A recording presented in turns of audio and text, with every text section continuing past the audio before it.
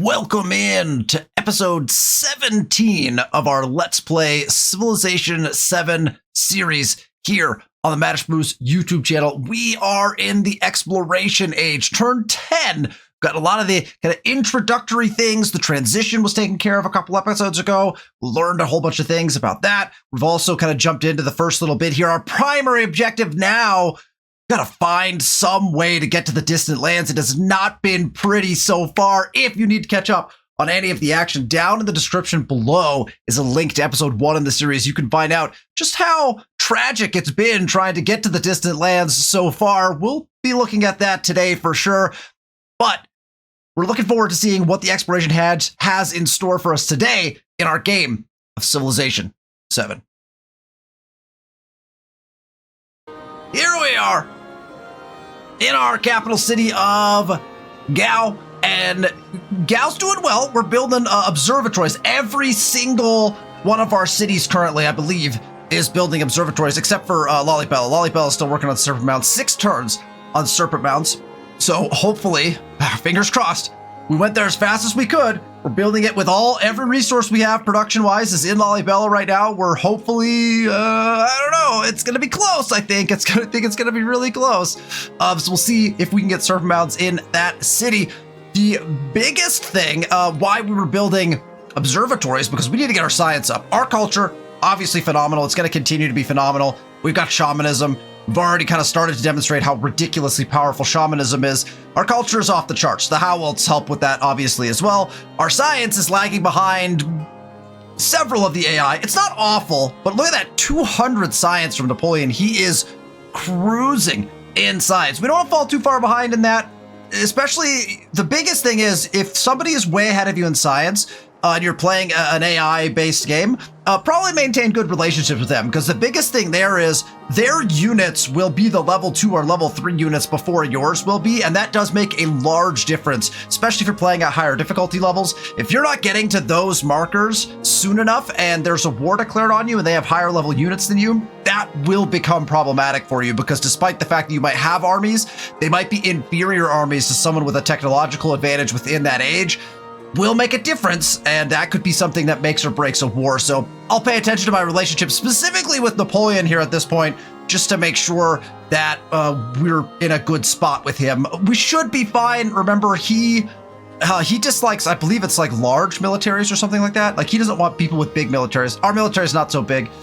Frederick, on the other hand, dislikes people with small militaries, and our military is kind of small, I think. So that's kind of where we sit. We knew it was always going to be one good, one bad, and kind of chose Napoleon to be the person who we maintained a good relationship with.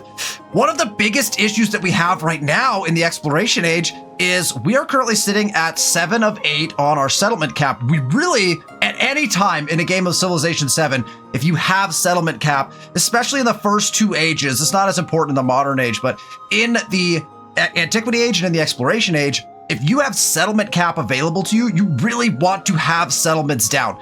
All of those settlements are more influence, more culture, more science, more production, more gold, all of the things, right? And we want to get those down as quickly as possible to get the populations up, because then as the population goes up, all of the things go up, right?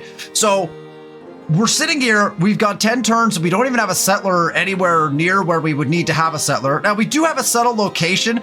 If we really wanted to, we could put a settlement out here to grab these 3 resources, which is not a bad idea. I mean, these resources are not bad, right? +1 happiness in towns, +1 gold in towns, doubled in homelands.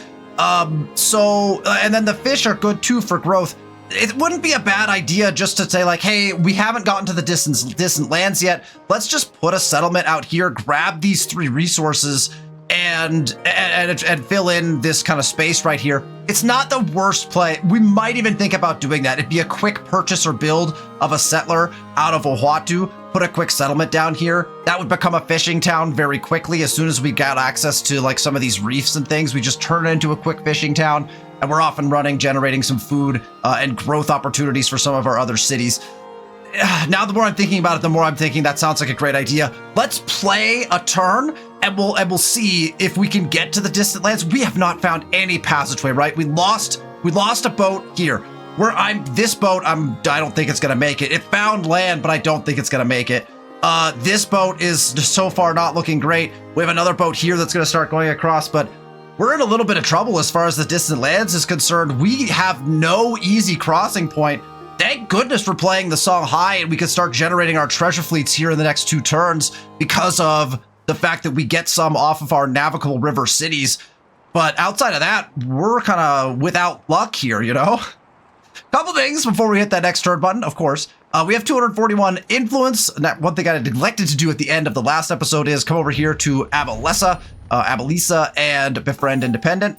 We'll get that going. So that takes care of 1, 2, 3, and 4 of our initial independent powers that we're going to invest in to get that suzerain bonus. Again, we're first is going to be the science one, and then so on and so forth. Probably going to continue to save accumulated influence. We do have 2 places down here. Neither of them have been invested in yet.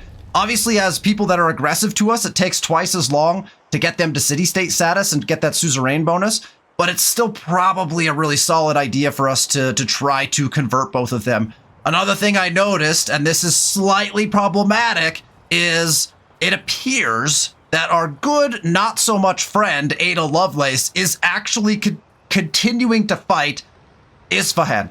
You remember the previous city-state that was here in the last age, we had to defend kind of strategically to get them even to become a city-state, and it looks like the aggression has continued. Now, so far, Isfahan is defending itself. It looks like this trooper is ready to about die, but there's other units in the area, and it doesn't look like Isfahan has much of anything left. Now, we have 6 turns left until we get that suzerain bonus. If they destroy this, that would be, I mean, obviously we spent a lot of time kind of planning around that. That would be very frustrating. And maybe even entice me into a war with Ada, because that would be very frustrating.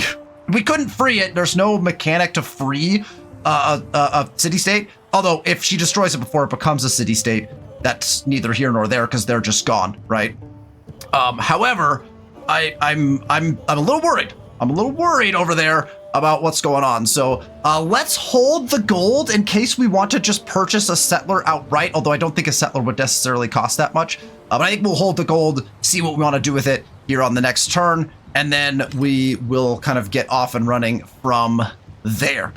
We have a unit that needs orders. We have a gold Bengals infantry. What's this guy? Where's this guy from? He wasn't in this army. I don't actually recall what this guy's supposed to be doing. Huh. Well, we can, though this archer goes with these guys. So this must have been, oh, that's right. Nishapur, sorry, I remember. Nishapur granted us a free gold Bengals infantry. So we have an extra unit now, which we could maybe send down here to run some interference. I might actually, you know what? How many turns is that going to take? Oh man, it's 12 turns to get there. There's so many rocks and mountains and ridiculous things in the way here, which forms a nice border for us. He wouldn't get there on time anyway to defend it. So I will just, we will just sit here in Oahu. Anyways, that leads us to the next turn button, and we go to turn 11. Constantly wondering if someone else is building Serpent Mound. All right, so let's keep an eye on this boat when we hit, just gonna fortify this guy. I don't know what that guy was doing. I think he was broken. I hope he's not still broken. Okay, we're good. It's not dead. He only took 14 damage. Oh, he's got 18 health left. It's going to be full RNG. 18 health remain on this cog, and he is within striking distance of life. 17 damage over here. This guy's also immediately in trouble. 66 health, though. Oh, man. I mean, we know there's something up here. Where does it go, though, is the question.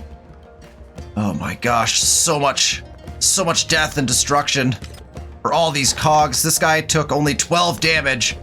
Oh, okay. We found an actual crossing point. Why did he not move? Big flood. Oh, my gosh. Look at that one all the way up through Preslav.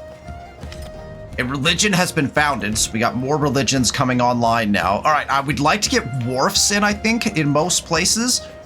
So let's figure out where our wharfs are going to go. Typically, I would just put them with the key And that is going to be our best bet, is one of these. So just throw it down with the key there. That's pretty good. This cog is headed up here.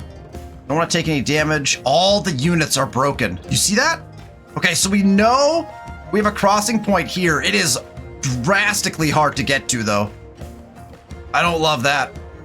But I guess we start moving people in that direction. That is such a weird... Every unit appears to be broken.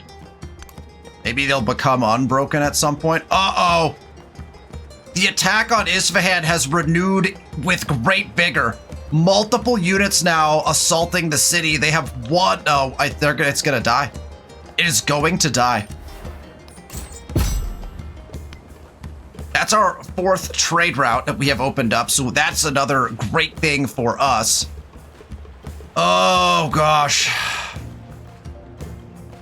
I don't love it. I could try to... If they're gonna last 5 turns, I don't think they're gonna last 5 turns. I mean, I'm not gonna have enough to invest in them.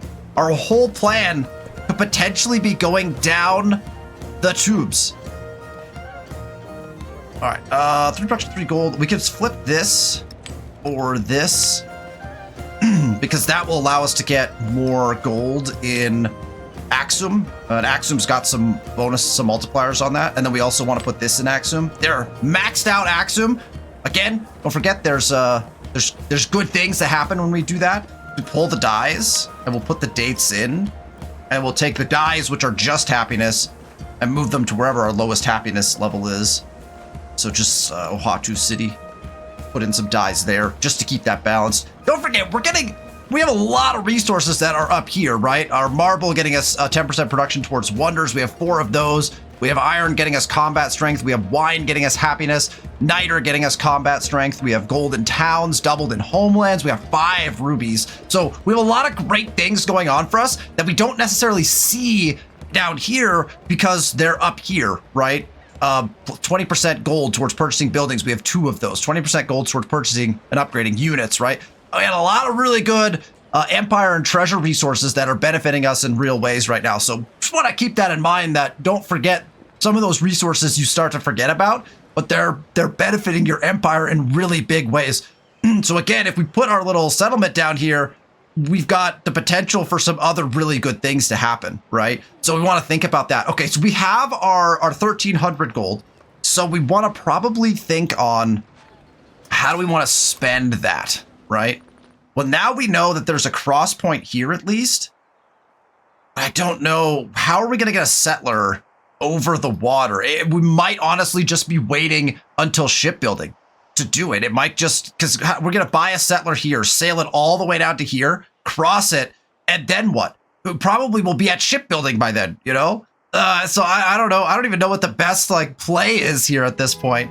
To be able to get across. Maybe there's a cross point here that we missed. Maybe there's an island over here. We'll find that out. This guy's gonna make his way across and then up, and then we'll see if there's a cross point. Either way, let's go ahead and maybe, should we buy a settler? 500 gold for a settler. I think we'll buy a settler. Let's do that.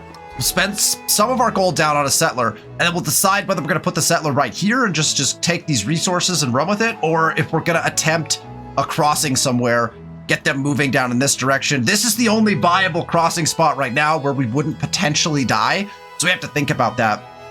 We're watching this boat, 18 health and a prayer. 1 tile from safety. Oh, wait, we have 1 more unit. Oh yeah, this missionary is...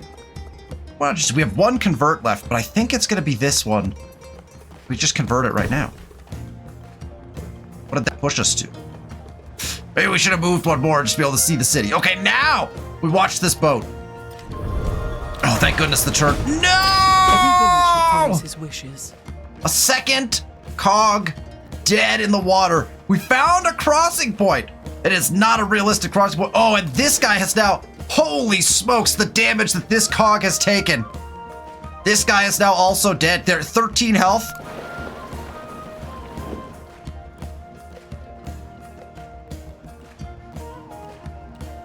It's going to be 3 cogs lost in the crossing at minimum. This guy's going to make it. This is the only viable crossing point we have found, unless there's an island somewhere over here. Oh, gosh. It's not looking good. It's not looking pretty at all. Another religion is founded. We got a gift from Damascus. Damascus will be giving us gold, so that's not bad. There's the cog that has died. There's our 250 gold, so that is helpful for us. The art market. The Songhai trade networks draw resources and ideas to the epicenter of the capital. Local artisans labor over exquisite masks, collecting materials from the surrounding regions. A collective of scribes uses foreign dyes to illuminate their manuscripts, honoring the Kanta, which we got the final tech, I believe, so that's why we're getting this. The mask makers bring beauty and prosperity to the Songhai, 1 economic attribute point, or the scribes preserve our might for the ages, 1 militaristic attribute point. So we got economic or militaristic, so we'll jump over to our tree. Economic pushes us towards, a bunch of different things. Obviously, we've pushed a lot here for gold. This would not be a bad one, though. +1 gold on resources in towns or +2 in distant lands. That'd be a bunch of gold for us. And we can get some resource capacity as well, potentially, from going in this direction. So that is something that's probably of very great interest to us. I bet it would result in a lot of gold. Let's check militaristic just in case. We have not a single point invested in militaristic. This settlement limit down here is pretty nice if you get to it. Other than that, unless you're at war constantly, this first one is really big, right? 1 war support on all wars. This is a nice one to have, but I think I'm going to take the economic. Just continue down that economic path, try to push gold a little bit more. So let's grab an economic attribute point. We'll assign it right away. What are we at for gold? Let's do a quick check. We're at 335 per turn. So when we put this in and we go to here, 335 to 342 is not that much. It's not that much. Maybe when we get some distant lands things in, really the whole goal is to get towards that +1 resource slot. We want to be able to put a lot of resources in. And the goal is to be trading as much as possible, right? So we're pushing for that as much as we can. All right, we got the last of our civics here, Kanta, which gets us a settlement limit, which means we can actually go with another settler already. Plus our homelands are on navigable rivers, homeland cities on navigable rivers are now generating treasure convoys worth 2 treasure fleet points each. So we'll see how fast those get generated here in a little bit, starting on this turn. Obviously turn 12 is when they'll start generating. We might want to jump in and do theology here. Gets us a relic and gets us some additional evangelism and beliefs. I like doing theology pretty early to get that extra belief, which gives you some extra bonuses or incentives to doing a few things. Let's go theology. If we're lucky and we get to pick first, there is a particular additional belief that is going to be possibly a game saver for us, or at least a game changer for us with this distance issue that we're having in the distant lands. So we might want to think about going in that direction specifically for that. We'll talk about it when we see it, if we're able to get it.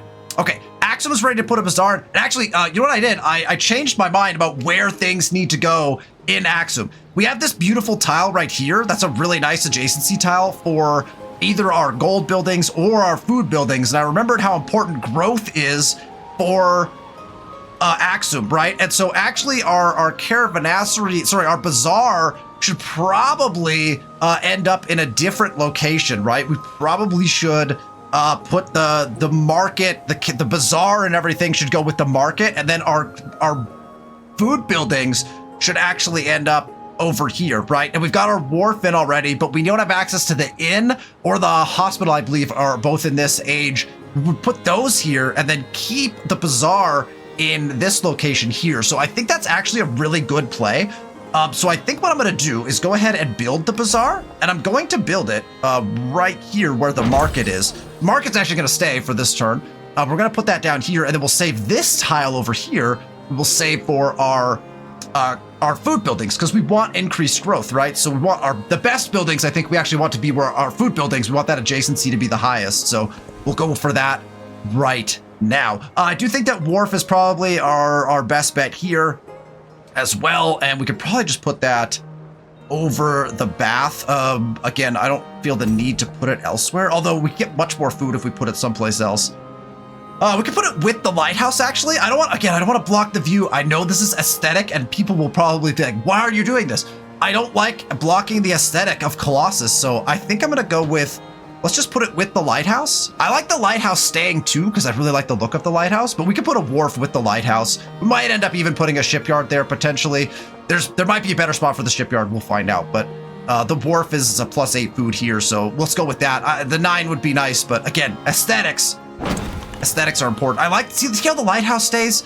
I like the lighthouse being right here. If we overbuild it, we lose that beautiful aesthetic of the lighthouse. I hate the, honestly, one of my favorite parts about this game is the overbuild mechanic, because you have to make decisions from like a city planning standpoint. You're like, okay, well, do I knock the old lighthouse down and we don't get the beauty of the lighthouse anymore? So like almost if you decide not to, you're like preserving it. It's like a historic district, right? And you know what I'd really like to see is a mechanic in the game where if you keep like the lighthouse, for example, if you keep the lighthouse from like during the exploration age, you don't overbuild it, that maybe in the modern, you get some reward for doing that. Like it becomes a historic district that adds culture or gold or something like that, right? Now it's a museum almost, right? It's someplace where tourists will come and spend money to go see the old lighthouse. That actually would be a fantastic addition to the game. Obviously, it only works for like a couple of the buildings, but I think the idea of having some sort of reward for not overbuilding, where in the age you're in, you don't get any rewards for that, right? It's just a building that people are like, this is an old lighthouse, like it's not that cool in the exploration age. But if you keep that until the modern age, then it becomes worth something, right? Maybe like a culture and a gold, or so you get like some bonuses on it, right? It doesn't, obviously still doesn't have its adjacencies. It doesn't maybe even get the same type of bonuses, but any building that you don't overbuild on, you can then transform into a historic building that gets you some gold and culture. Maybe make the most sense, but that would be fun. I really like that idea, actually. There you go. Throwing it out there right now. I like that idea. I'm not going to change any of this. We got two more. We got 2 more slots in Axum. I'm going to go ahead and move the dies over right away. This army, I'm not going to risk them in the ocean. I won't do it. This cross here looks, it's how much? If we take 20, because if we take 20 damage per turn, that'd be what? 1, 2, 3, 4, 5. See, the chances of dying are so high crossing right here. Let's not yet. Let's have him sit right here. Oh gosh, this guy's gonna die as well. Oh, 13 health. There's no way. Right? Oh, that's right. We already moved him. He's already a goner. There's just no. The other spot is if there's an island up here. I'm going to buy another settler just to get us working in the direction of trying to get someone out there. Will it work? I don't know. We'll have to find out if there's a crossing point for us. At least we'll have one ready. We got tons of gold coming in, so it's kind of like a why not kind of situation.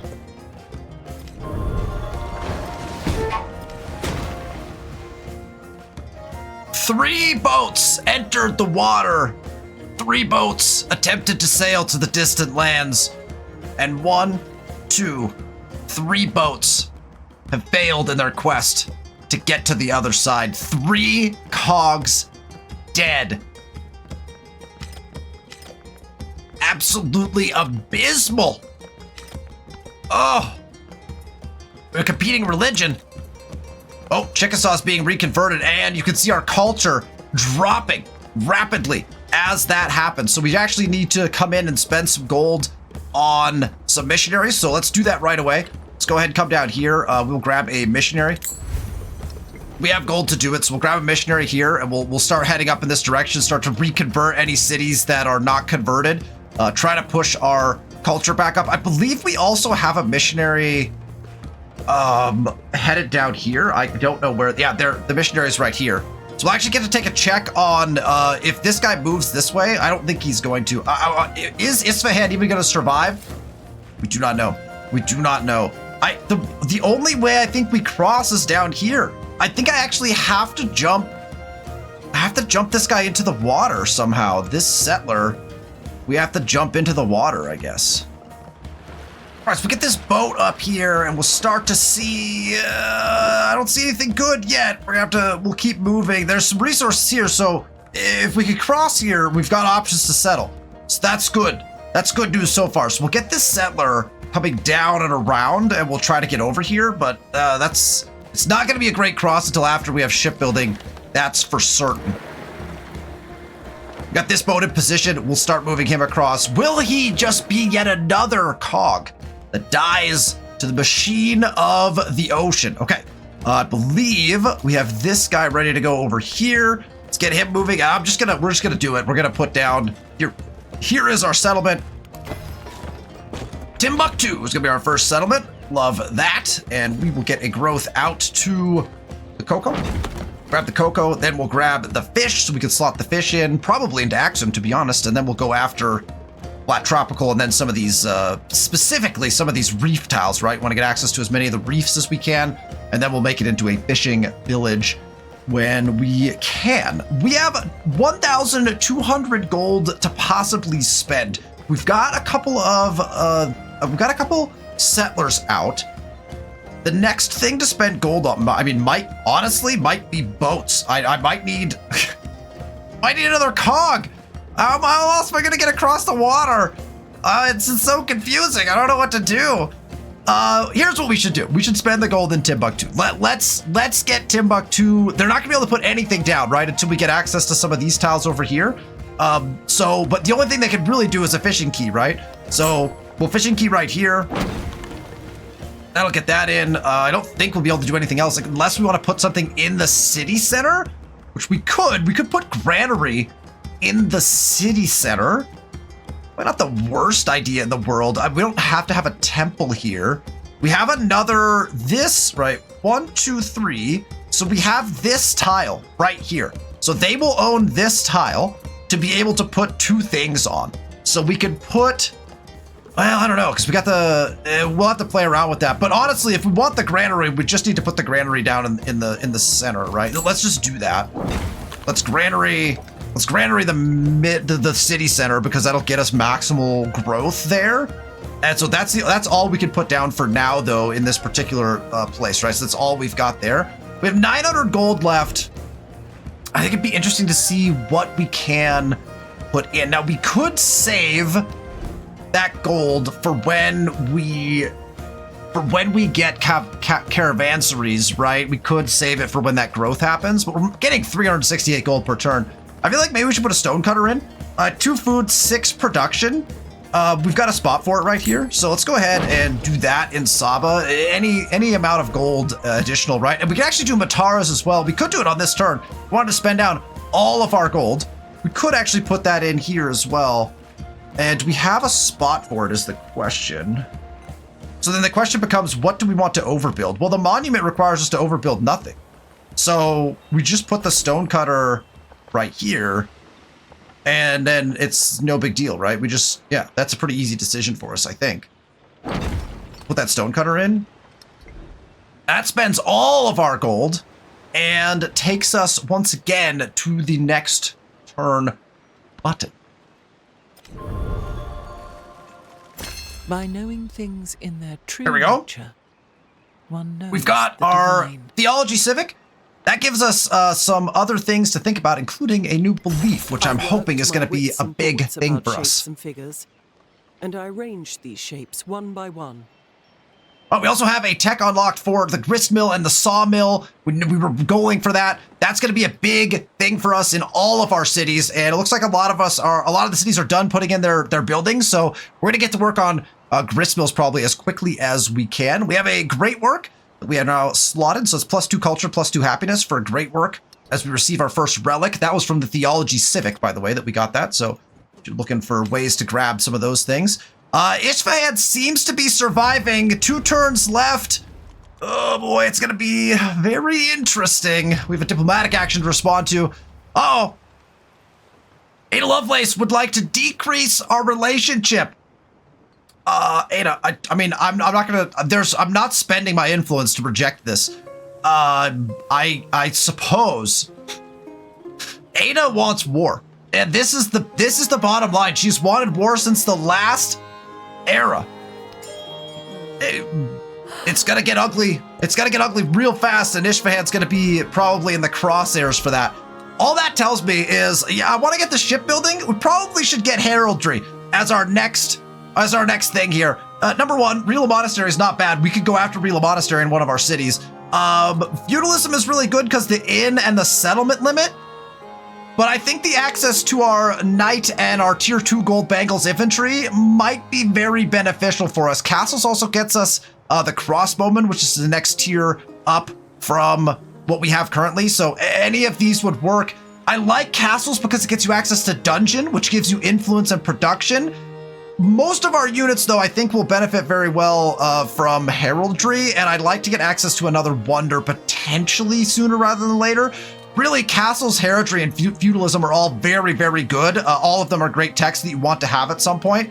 Shipbuilding, obviously, if we go heraldry, feudalism, and then we save castles for a little later, we get to shipbuilding faster. We actually probably need shipbuilding faster. Let's go heraldry. I don't love the idea that our units might not be as good as hers, so let's push for that to start with. We also get to choose an enhancer belief. Right down here, the enhancer belief, that is what we got for researching the theology civic. So we'll go ahead and add a new belief, and we get a whole new list of things to take a look at here.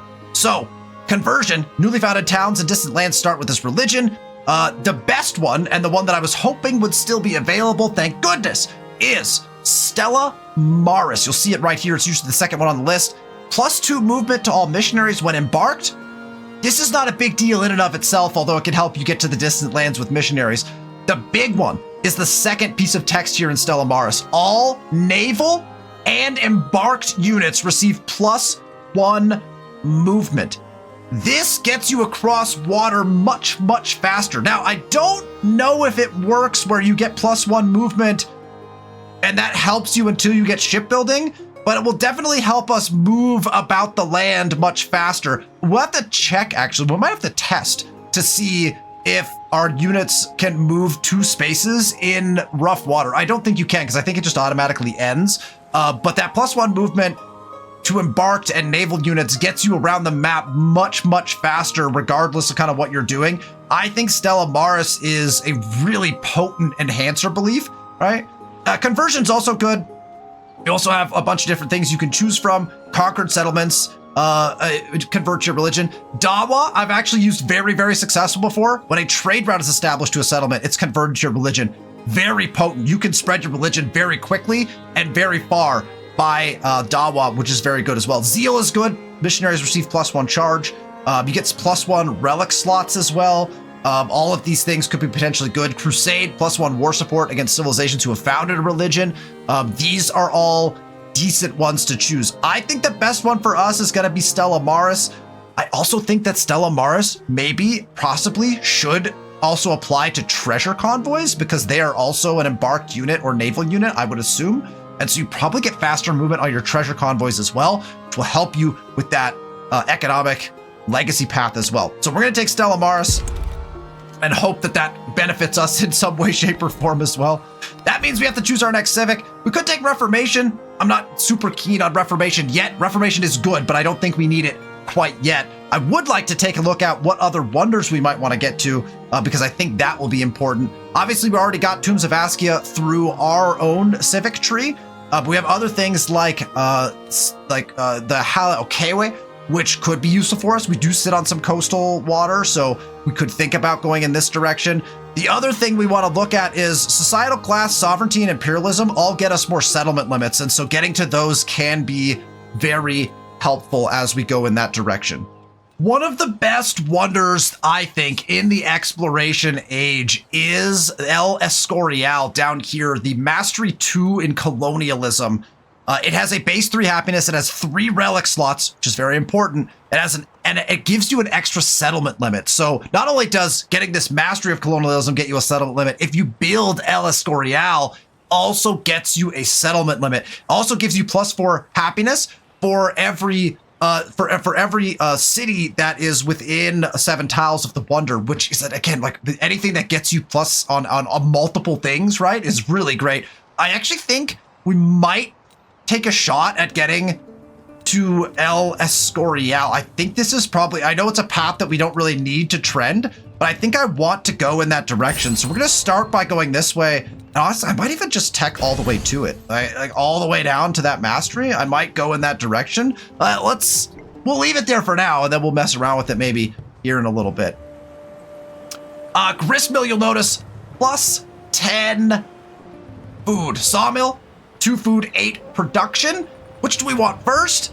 They're both 2-turn builds. I don't think the 8 production is going to get the gristmill in any faster, and I think I want the food before I want anything else. We already know the tile is this tile right here, so we'll go to our gristmill. We're gonna put that down first. There we go. There's that plus 10 we want right here. So there we go. We'll put that in. That's a 2-turn build. We'll put the sawmill in right afterwards. We're gonna be doing that in each of our cities. And there's more slots in Axum. We need to get more trade routes out. Look at that. Axum, just an insane city. It's absolutely wild how good the city is.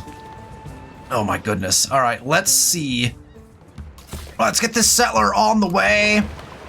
Get them moving out. These guys, I think we just gotta sit for a little bit. Let's have this guy do a little more exploration. Okay, this is a viable cross, I think. I think we might be able to pull this off. This looks okay. This settler can now start moving in this direction. That's totally fine. He hasn't gone too far. He's in the water. We'll cross him over. I think we can make this happen. Let's get people in the water, and we'll try to get people across. I think we can make this work. They can put separate paths. It doesn't matter. They're both gonna be fine. Let's swing up here. We'll get this guy going. Beautiful. And that should be all of our units now off and running. This guy might die up here as well. I have no idea. But this is good. This is good. A 3 cross is manageable. 1, 2, 3, and then we're in. So 3 times we're going to take damage, and then we're going to be fine. I think that's going to be good for us. I think that's going to work. That should lead us to our next turn. All right, so our crossings have begun. We are ready to see if we can make it across. We're gonna make it. We're gonna make it. We found the spot. This feels good. The army commander's taking damage, but that's fine.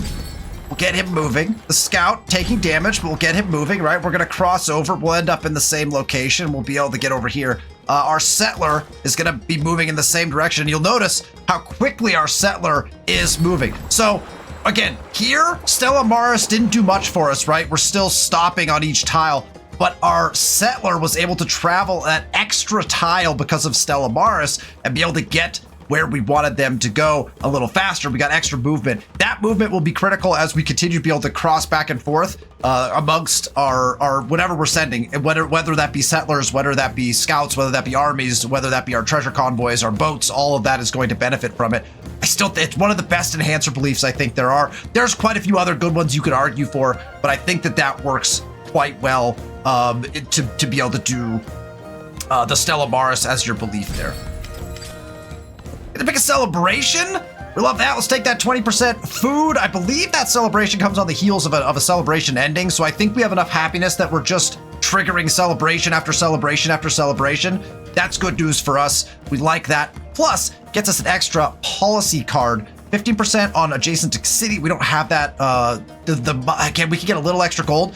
We actually have a couple of missionaries out. I'd love to get this +1 charge for missionaries and +1 civilian movement. Again, that's going to help a ton. Civilians count as settlers. Settlers counts as civilians, so we'll get extra movement on our civilian units and an extra charge for missionaries. So that feels pretty good, especially if we can get our settlers out and moving a little bit faster as well. So that feels like a good card to have in as we go about things. We go to our capital of Gao, which needs to build something. And again, we'll see gristmill and sawmill coming in. I think we'll probably just go gristmill first, although growth, again, is less important here. Maybe we'll take the production. Maybe we'll go sawmill first here, right? We know we want to put it up here. Don't really want to take any of our navigable river tiles. I think this is the best spot for it. So maybe we'll go sawmill first in this city. So we'll swing up here, put that sawmill down. We'll put the gristmill in the same spot. We'll probably do both of those back to back. You can start to see the value in the sawmill and the gristmill pretty big, right? So we don't have any new stuff to put in there. This boat has done great work. Thank goodness we crossed up here, found this crossing. We never made a crossing this way, right? We could have. But we chose so poorly in our crossings. Man, that ended up being bad. But you can see again, we get extra movement, right? We have more movement here than we would otherwise. So yeah, there's nothing over here as well. So we'll keep moving this way. And we'll run into Ashoka. That is a new civilization meeting for us. This is looking like an island, but my gosh, it's so far over. It could be an island, though. It does have a treasure resource, though, so we do want to get this settler over there and settle it as quickly as possible to start establishing a presence in the distant lands. Ashoka, good to meet you. I will spend the 20 influence on a friendly greeting. Try to establish a good relationship with Ashoka. We have no reason to want to run any sort of military action against him currently. So we'll stop there, and then our boat needs to move. Well, that does not bode well for this particular cog. 2 away and 2 that we can see. Let's press the next turn button. Uh-oh. Frederick has decided it is time for war. And to war we shall go. Our Creator sang to us in the wind and the running water, in the bird songs, in children's laughter, and taught us music. Serpent Mound complete, and our city of Lalibela is about to get amazing with the Serpent Mound in. +4 influence on the tile, +3 science, and 2 production to all unique improvements in this settlement. And now look at what we have. Look at the tiles.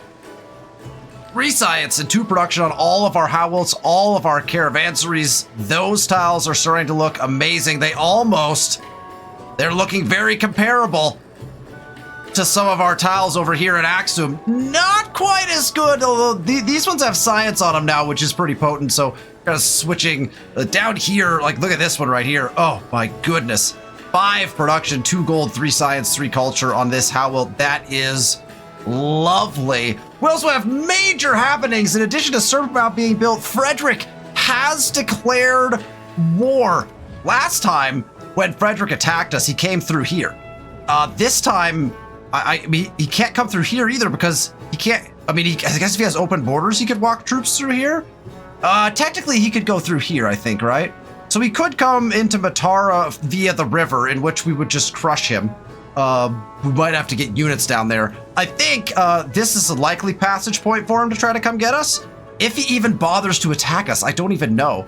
So we'll take our army. We're going to leave the archer here in Matara. I'm going to take the army. We might as well get them. I guess it doesn't really matter. We'll just move them as far as we can. We'll grab the army. We'll go clog up this area right here. I guess, you know. These guys are busy crossing. We'll go ahead and move each of them in this direction. We're getting close. And now we have to decide, do I want to go explore up here or do I want to go around over here? Our scout can kind of take care of this area here. So let's move maybe like one at a time. That's what we're looking for.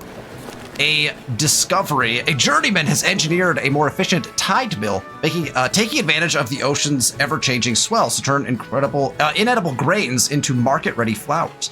We can distribute the breads, 80 food and 200 happiness towards the next celebration in Gao, or 45 production in Gao. Oh man, 80 food, but Gao doesn't really need to grow. I think the answer is actually the happiness and the food. I'll take it. We'll take it.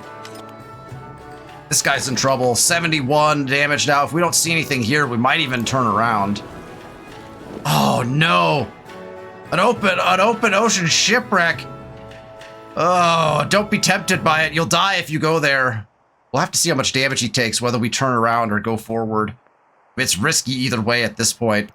There's the war.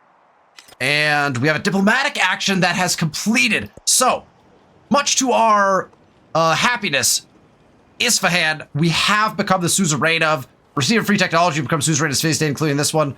Reichskreis. It's just too good. It's too good to pass up. We have to take this one. We'll immediately get a free tech. +1 production on camps of woodcutters. That is not a bad one. It was the lowest cost one, but that's still, it's a free tech that we don't have to research. It's just such a big thing. And then every time we get a city state, which we're at 1 turn away, I believe, on 2 of them, that's going to be 2 more free techs, which is going to be very, very helpful for us. Axum is ready to put in the sawmill. We're going to go ahead and go straight to that. Little sawmill on top of the grist mill, right there. Go ahead and get that in. Ohatu is ready to put in its grist mill sawmill. I'm gonna go sawmill first again here because again, growth is not as important. We'll get the grist mill in. Probably more important to get the sawmill down for that production. We're gonna go ahead and put it over here. We'll put those together.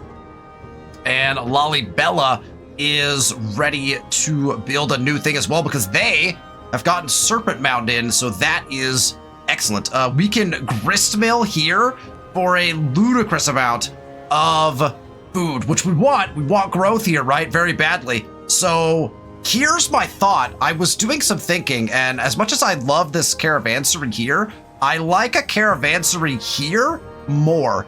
And this is a nice spot for our happiness buildings, which would mean our temple could go here. And then we could put, rather than wasting this tile here on our gristmill sawmill, when there's a 3 adjacency for a caravansary, we want that 3 adjacency for the caravansary if at all possible. I'd rather put a caravansary here than up here, because this is only a 1 adjacency. Caravansaries do not get adjacency from wonders. It's actually, you can, if we read the text, it's only resources and navigable rivers. So there's no wonder bonus, which is it's irregular, right? Our Howlett's got bonuses from being next to wonders, I believe, but our caravansarys do not. So I actually like moving this caravansary. I know we spent money to put it in, and we've gleaned some nice gains from it. But we're gonna go ahead. I'm gonna buy in actually the temple at 516. We're gonna purchase it, but I'm gonna purchase it up here and put it in there. That's gonna create a new expansion for us, and we're just gonna go ahead and get this tile right away down here. We'll go ahead and put that in. That also allows us to claim this sugar, which cuts off Damascus from getting it, which is kind of what one of our goals was, right? Is to get access to these resources, if you recall. Last time the city-state that was here got all these resources before we could. That allows us to make the claim here and get the resources that we want in this space, which is good for us, right? Plus, now actually we can go in. I'm gonna go ahead and purchase the caravansary just to get us back up and running on the same caravansary. So rather than the caravansary we had up here, we're now going to have the caravansary down here on this tile, and that is going to be an absolutely stunning tile. 6 production, 8 gold, 3 science, and 2 happiness for a caravansary right there. That is a lovely caravansary in a desert city that doesn't have a navigable river. We've got a lot of adjacency from the resources. That feels really nice. That's a huge tile. Goodness me. All right, grist mill on the river up here. That is a 12 food grist mill because we got a lot of farms in here. That is going to be very useful for growing Lalibela much quicker than it has been as we continue on in this age. We have, look, we lost. Here's the thing. When a war gets declared on you, you lose access to a lot of resources. That's the major problem that we're having now. That is kind of nerfed Axum because all the resources we had put there from our trade route running to Wasset are gone. And Wasset had a lot of trade that it was sending us, a lot of resources. So that's unfortunate. I'd like to make peace as soon as we can. I don't love being at war necessarily. I don't need any of his stuff. Like, I don't want to go attack him. I don't need this area of the map. I'm good with my side. You know, if Himiko declared war on us, that'd be a whole different story because I wouldn't mind taking a few of her spots. That's not where we're at. So I would like to just peace out as quickly as we can. I think we have enough defensive units down here to kind of handle what we're doing right now. I'm not too worried about getting a more military out. If we ever are, we're making some gold. We can always purchase some military units. We can always switch to building some as well if we need to. Might be nice to have another military commander that we load up. We've only got 2 right now. One of them is going to be over on the New World. And so we have to remember Ada has denounced us from down here. And so if she sends troops up while we're trying to fight Frederick, who has already declared war, we might need a second army here. So we need to start thinking about that a little bit. Let's get, we're gonna get this settler in the water. And that means we're gonna get closer and closer to being able to settle on this, which may or may not be an island. I think it's an island. I'm almost 100% sure. We do know it has at least 1 treasure resource though. So that's good for us. Dates are fine. Like we'll settle for dates. +3 food, +3 happiness. Actually good for us because again, we're playing the Songhai. So we like to have more food, right? So that doesn't bother me at all when we've got the dates over here. There's another, it's dyes that are just happiness. Those ones I find less useful, but as long as we get happiness and food, the dates are kind of nice. All right, we're gonna hit next turn. I'm gonna watch this guy to see how much damage he takes, to be honest. Actually, I should be watching probably what the heck Frederick is doing, but we'll get there when we get there. How much damage? Is that another war declaration? Himiko! I thought we were friends! I think she just declared a surprise war. She's surprise warring. This is gonna be a problem. And Ada hasn't even declared war yet. Oh, how much damage did we do? I didn't even pay attention. I didn't even see how much damage we took. We're down to 53. I think that was a lot. I'm gonna push across. We're gonna make it. I think we're gonna make it. This is another horrible crossing, but at least we hopefully will not lose another cog.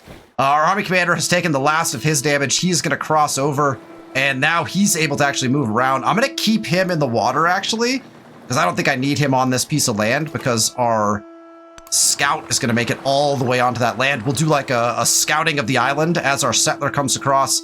We might as well move our settler right now as well. Get him going in the right direction. What did we do to anger these people?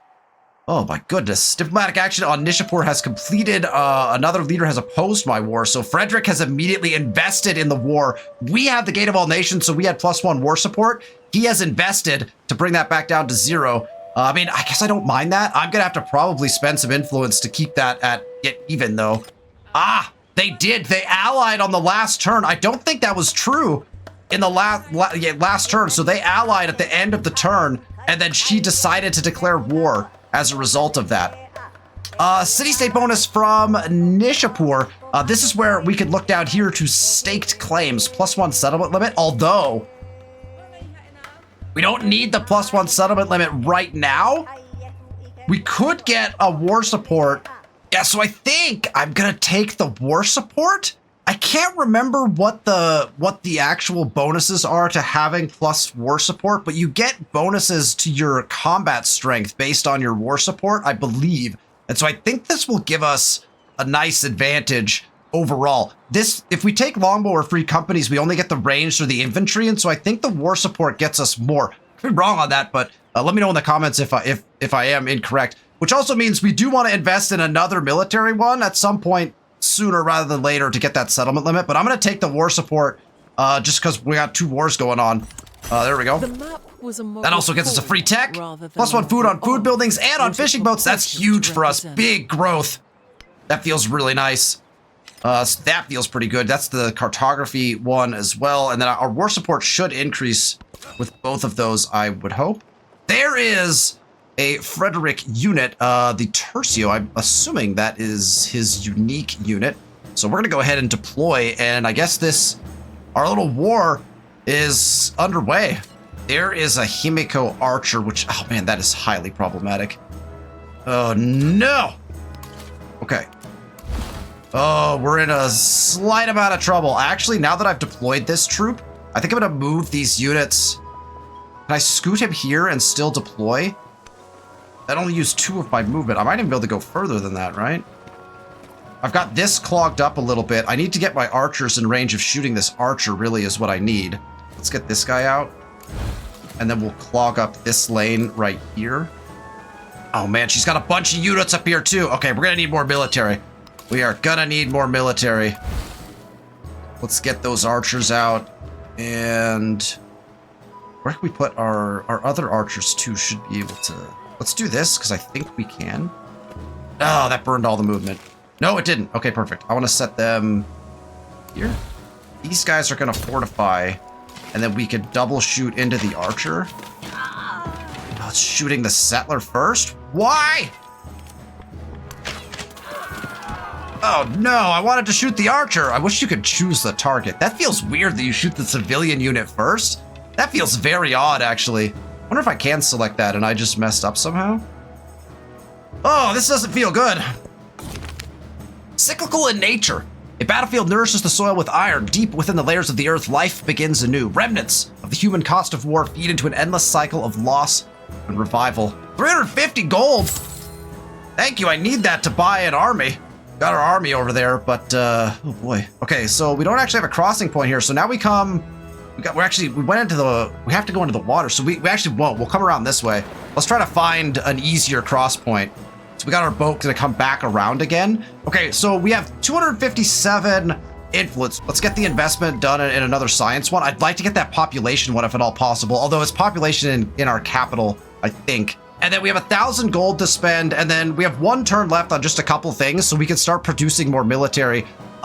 With this, I mean, we have borders all over the place with Himiko. So that is, I mean, right here is nice because we can actually defend one spot if Himiko is coming across here, but she can come across just about anywhere. So in Axum, so we should probably start producing military, just straight military. You buy some military. So let's buy a gold Bengals infantry here. Because again, our infantry is our better unit. If we can get onto some tiles that causes good defense, that'd be good. And then honestly, I think we should probably buy another one. We'll buy another gold Bengals infantry here as well. Just so that we have units in each of our major cities along the border. And then we'll support them maybe with some archers. And I mean, I guess we're waging war against Himiko now. I mean, I wouldn't mind taking Huma and Chickasaw. We could just take those. Chickasaw, if we turn into a city, is adjacent to a river just like we wanted. We wanted that spot in the first place in the last era. So in the last age, we might just take that, right? Oh boy, let's see what happens. This is gonna get sticky. Himiko's moving lots of units in. We're getting attacked there, and we're on the river, which is not great for us as well.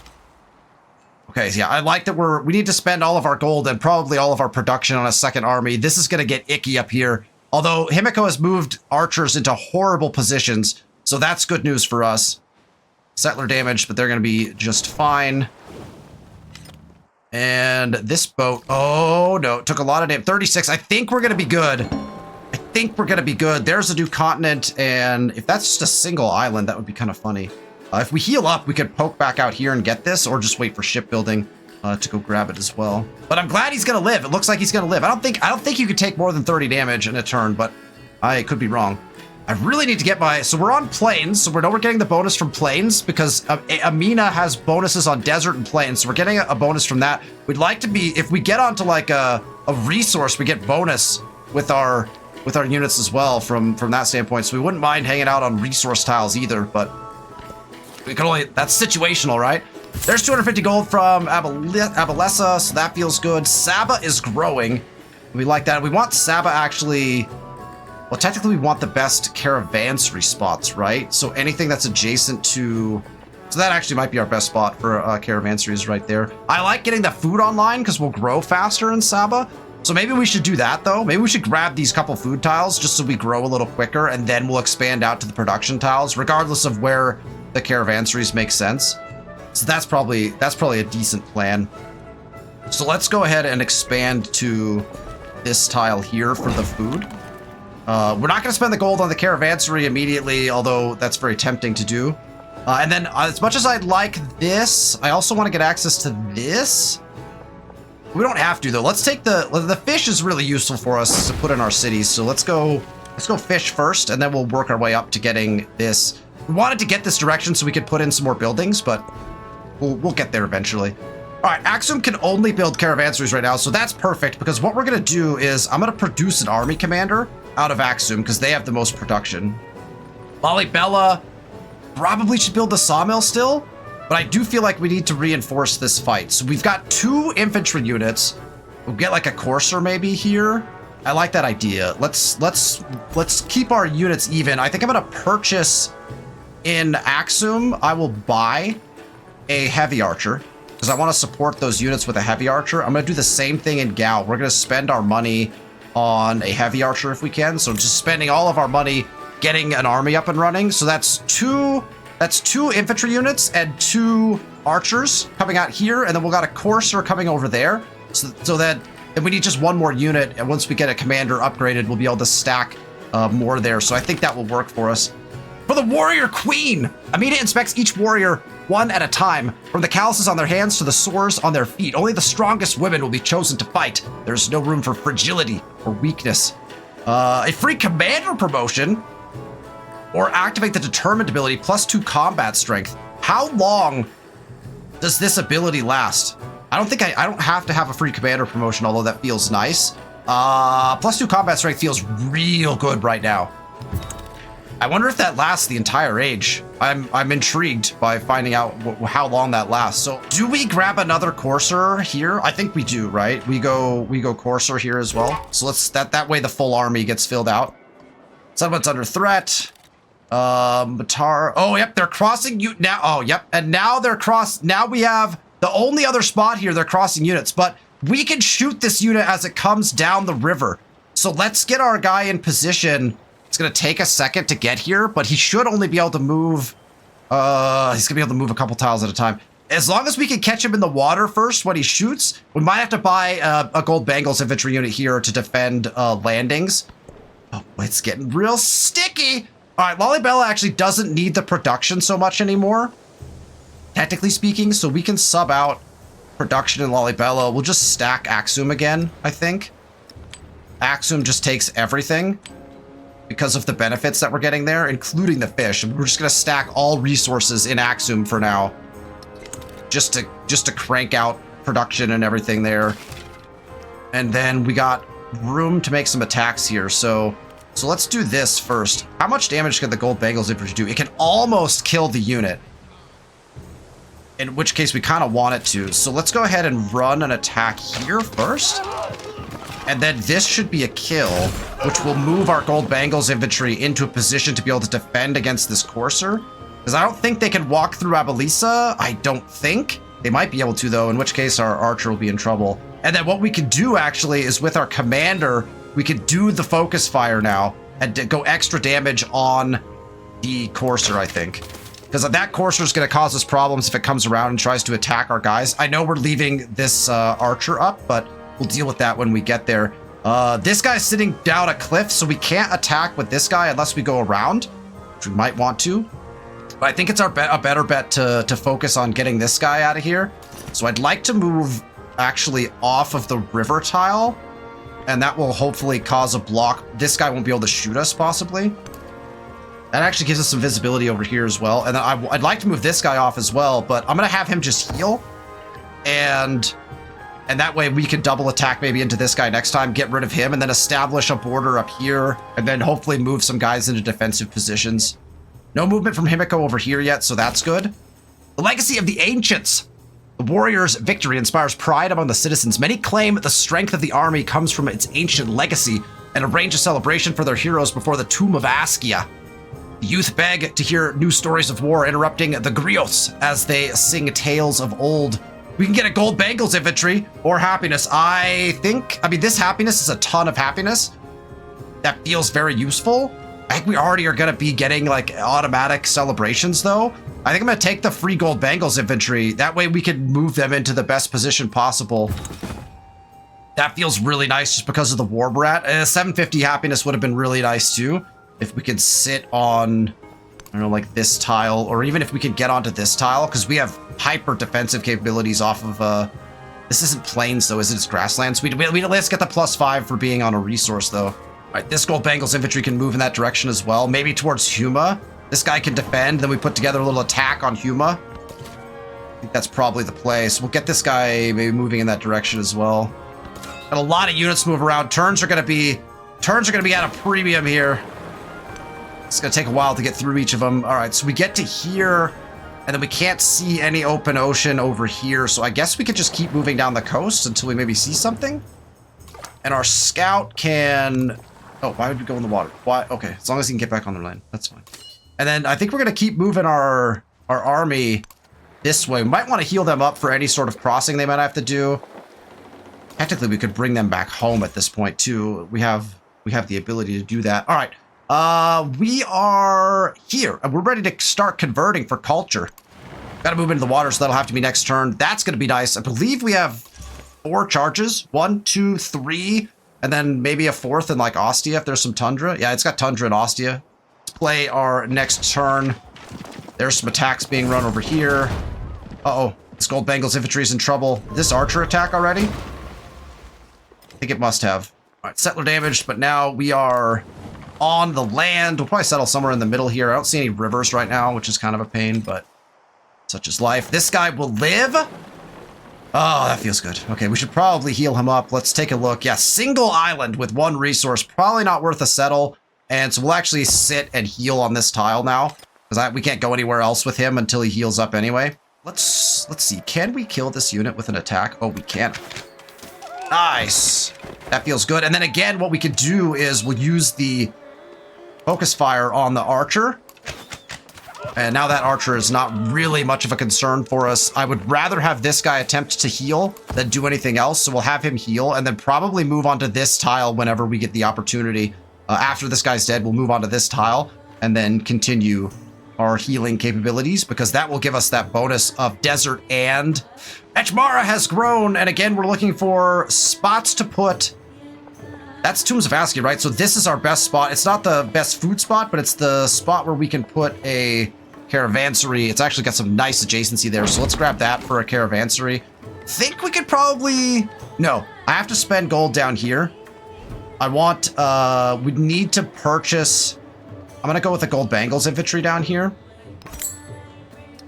Because I need to start defending here, right? So let's go ahead and run attacks. As long as they're on river, they're going to take a ton of damage. And so this archer is going to be able to just pour in attacks. Somebody lands. I need somebody besides the archer to defend the land.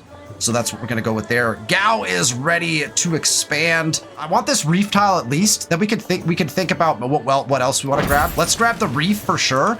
And then we'll think about what other tiles we're going to grab with them from that standpoint. All right, suzerain bonus in Damascus. Typically, what we will take on the first one here is Spice Islands. The cloves resource provides 6 food and 10% gold. That's really nice. And in fact, if we put that in Axum, 6 food will help us grow better. That feels real nice. So let's go ahead and do that. We'll take Spice Islands. That's going to be very nice. And a free tech. And that is guilds for free as well, which is a big deal. That gets us access to the guild hall and the kiln. That is a big tech to get for free. That feels really nice. These early techs we're getting are great. So it appears in the capital, but then I can move it. And now we're Axum is just, look at these numbers. Oh, how exciting. Meanwhile, we're at war with like 1 million people. Okay, we can run this attack. That will end this threat here. So let's go ahead and do that. We'll get that guy out of here. And then I want to move this guy as much as we can. I don't want to scoot him close to this. Although, actually, I do. If he attacks this guy instead, I'll take that. And then we're going to move these guys onto these tiles to try to create sort of like a blockade. We need to get an archer in back here as well. So one of our archers needs to reinforce this border probably. We'll be looking for peace as soon as we can as well. Here's a treasure convoy. Our first treasure convoy at turn 19. You have to understand that normally, right, we can't get treasure convoys until we settled the distant lands and then triggered the ability to produce these treasure fleets and send them across.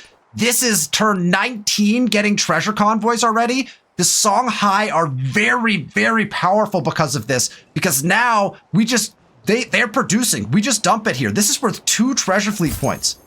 Boom. 2 treasure fleet points, which also I believe gets you gold.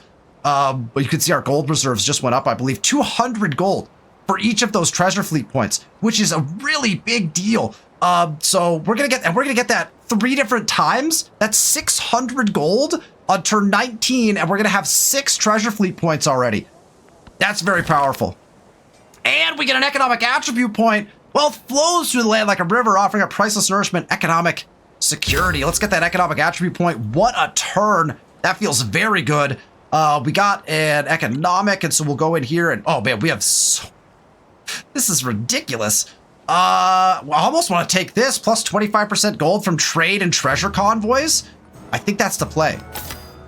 I'm going to do it. There's still no confirm button, so I guess we're taking that. We're going to have like every single economic attribute point there is. Eventually, that's going to make us a lot of gold. All right, this heavy archer is... Man, I guess we're just moving around. We got 2 turns left until this army commander's done, and we can group up these units together a little bit. I want to bring this Gold Bangles infantry down. We're going to bring this guy down as well. This Gold Bangles infantry can move in this direction too. I think we're just going to go take Huma. And it looks like we're losing culture rapidly because we now have conversions to Islam in multiple of the cities up here. So they're no longer following our religion, which means we're losing those shamanism points. All right, I'm going to stand on this tile. There's no units here. There are no units here. Fortify on that tile. Might be able to push that city pretty quick. Oh, you know what we need? We're gonna need a siege. We're gonna need a siege engine. Maybe instead of a courser, we should do a siege engine. Let's grab a catapult really quick. We'll get the courser in a second because I think we need almost need another army because I really think Aid is gonna declare war. Maybe we could piece out one of these first and then be able to defend off again. But I think we're gonna need at least a catapult to start bombarding tiles here. All right, treasure convoy in Oahu. It's another 2 treasure fleet points, another 200 and maybe 50 gold, but we're not really sure because it's only saying 200. All right, this scout can over here, and it doesn't actually make sense to do this. I was gonna do the search feature, but I don't think we don't really need to. That kind of gives us full vision, and our boat's coming back through anyway. So let's go ahead and heal with the scout. And we actually kind of want to heal with these guys too, technically speaking, but we'll pull them down here and see what we see. The boat's actually going to do some of that for us as well, right?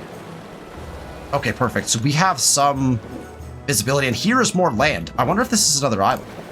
We need to heal this boat up too before we do any further like crazy exploration. We have a couple spots here. No treasure resources, but a really nice possible settle for some food. So we might want to get a settler out there. Let's check out 288 culture. 299. Excellent. Should we do one more turn? Let's try for one more turn here. I'm gonna turn 20, a classic 10 turn episode. We got lots of stuff happening from a war standpoint. Let's see what's gonna go down. Oh, somebody's built a wonder. We have access to upgrading our infantry units. We're not in our own territory right now with most of our units, but we should save our gold to get them upgraded. That would be a really nice thing to do. An early upgrade, making sure that our units stay ahead and advanced of what they are doing. Oh, well, we got access to Rila Monastery, but it doesn't matter because Napoleon has built it. That's actually nice because now we know not to build it. So Napoleon, his numbers are pretty high, so that's not a surprise. Who do we want to shoot? I mean, we just double shoot if we need to. And then, well, again, we could just use we'll use the ability. We're continuing to get promotions for this commander, right? Right. Did we focus fire that? We didn't. What happened? I pressed the wrong button? Possible. Should have used the focus fire ability there. We did not. We'll have him heal. I don't know if he still has the ability to do that, but we'll try. Next tech. On to the tech tree. We're going for shipbuilding as quickly as we can. Castles might be a nice stopping point though. Feudalism is got some good stuff though. Let's go feudalism into shipbuilding, I think still. We want that settlement limit eventually too. Plus, if we're gonna take over some cities and towns, we need that as well. Oahu can continue to grow. Let's grist mill first. We'll grist mill first, and then we'll move into some other things there. These guys are pretty damaged. I'd love to have them heal up, and in fact, I mean, I'd love to. What I'd really love is if Matar would grow and we took this tile, because then we could use this as like a healing tile, because it would grow out to here. I need Matar to grow, and instead of taking a caravansary spot, I need to take this flat desert so that I can heal my units. We're not that far away from our own zone. Like, we should just pull these guys back and heal them and upgrade them, right? This guy just left. We're gonna push and we'll try to keep an eye on this and shoot this guy. We'll move this guy. Oh man, actually, I think I just put this guy in the water. He just blocks this area. So they can't, unless they bring a ranged unit in, they're basically stuck, right?